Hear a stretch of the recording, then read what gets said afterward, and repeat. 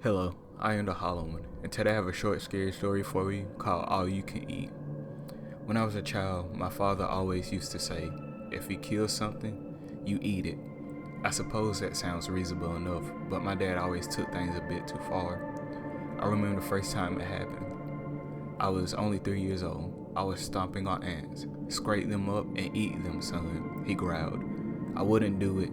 I cried and tried to run away, but he grabbed me and shoved the ants into my mouth one by one. Afterwards, I threw up. One day when I was 4, my father caught me pulling the wings off flies.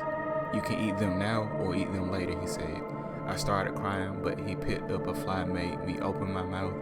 Then he dropped it in and forced me to swallow it. For weeks afterwards, I thought I could feel the fly buzzing around inside me. When I was 6 years old, I made a bow and arrow out of a stick and a piece of string. I was running around the backyard shooting arrows into the bushes when a bird flew by. I accidentally hit it and it fell to the ground at my feet. My father was watching at the window. "Break it inside," he yelled.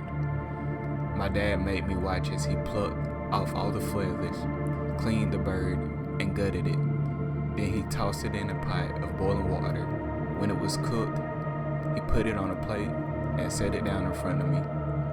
It looked like a tiny little chicken. "Now eat it," he ordered. Tears rolled down my cheek. My father stood over me and made sure I ate the whole thing. My dad wasn't all that bad. He bought me a puppy for my 8th birthday. A few months later, he decided to teach me how to drive a car. As we were backing out of the driveway, I heard a crunch and hit the brakes. We got out of the car, and when I saw my beloved pet dog squished under the rear wheels, I fell on my knees and burst in tears.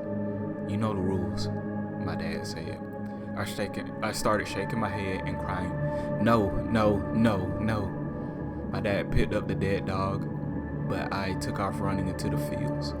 I spent the next 2 days and nights sleeping in the rough woods. I was cold and hungry, but I didn't want to go home. On the 3rd night, I waited until it was late and all the lights were out. Then I climbed into the kitchen window as quietly as possible and looked in the fridge. All of a sudden, I heard my father's voice coming in the darkness. "Your dinner's on the table," he said. He flicked on the lights and nodded to a big platter on the table. There lay my pet dog, roasted to a crisp, with apples in his jaws. I tried to run, but he grabbed me by the scruff of my neck and pushed me down into the chair. I couldn't stop screaming or crying, but he didn't care. Picking up a knife and fork, my father carved pieces of the dog and put them on my plate. He made me eat it until it felt like my stomach was about to burst. Something inside me snapped that night. I couldn't take it anymore. Then and there, I began plotting to run away. Early one morning, just before dawn, I got dressed and packed a bag. Then quietly opened my bedroom door and tiptoed into the hallway. Standing at the top of the stairs was my father. He had been waiting for me. "Going somewhere?" he chuckled.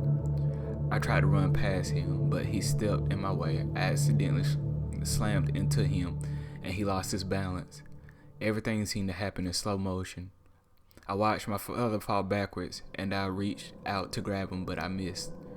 He tumbled down the stairs, hitting every step on the way, and landed at the bottom with a dull thud.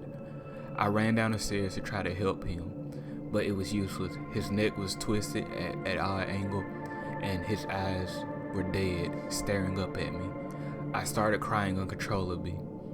I was crying as I switched on the oven and went out to the shed to fetch an axe. Now, if you like the story, please give me a like, subscribe, comment, or share. That would greatly be appreciated. And remember, forever and always, welcome to the void.